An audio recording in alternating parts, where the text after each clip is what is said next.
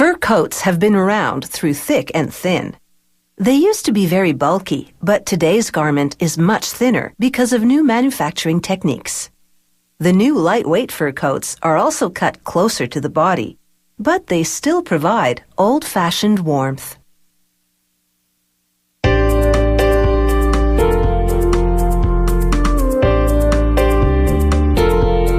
Today, fur coats are made for a changing market that values less bulk and more texture. The beaver pelt now undergoes multiple transformations until it doesn't even resemble the original pelt. They steam the fur to fluff it up. Then they give it a static charge to make the hairs stand on end. The pelt then goes under a row of little blades several times. This shears the fur so the hairs are uniform and the pelt less bulky. But because the downy undercoat is the most insulating part, this fur will still be warm. Grooving is a new technique that involves carving a pattern into the dyed fur.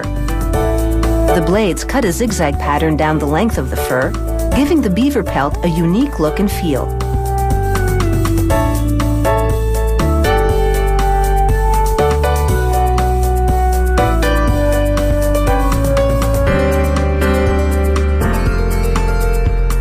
Now the furrier demonstrates a process called letting out.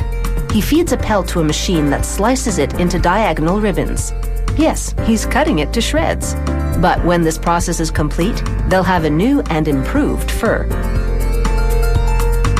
They sew the diagonal strips together, arranging each a little lower than the last. They use a special fur sewing machine.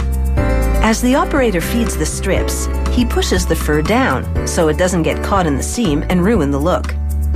It's something that takes skill and experience.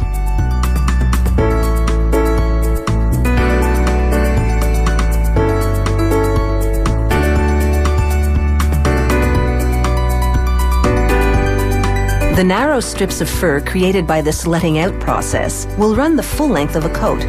It's a more flowing look than simply sewing whole pelts together, but it also makes the fur a bit rippled. A process called blocking will correct that. They wet down the leather of the pelt. Then they split it a bit at the end to fit the pattern that's been traced onto a board underneath. They staple the fur onto the pattern.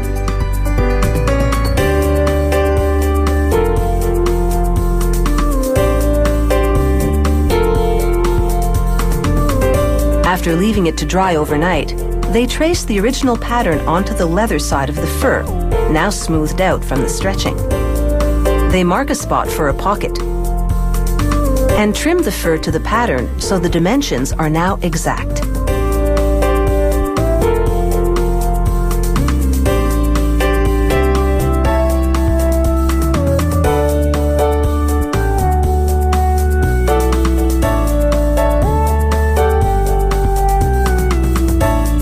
Specialized finishers sew a cloth pocket into the slit prepared for it.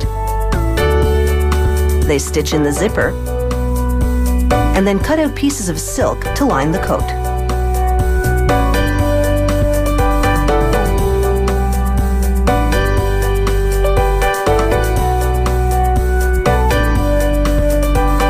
Before they sew in that lining, they build up the front edges of the garment by tacking lamb's wool on the inside edging. This will add structure and help the fur hold its form as they put in the lining. Starched cotton tape now goes into the hem of the coat to keep the fur from stretching. Hand craftsmanship has always been a key element of the fur industry. Every fur gets these hand-stitched finishing touches.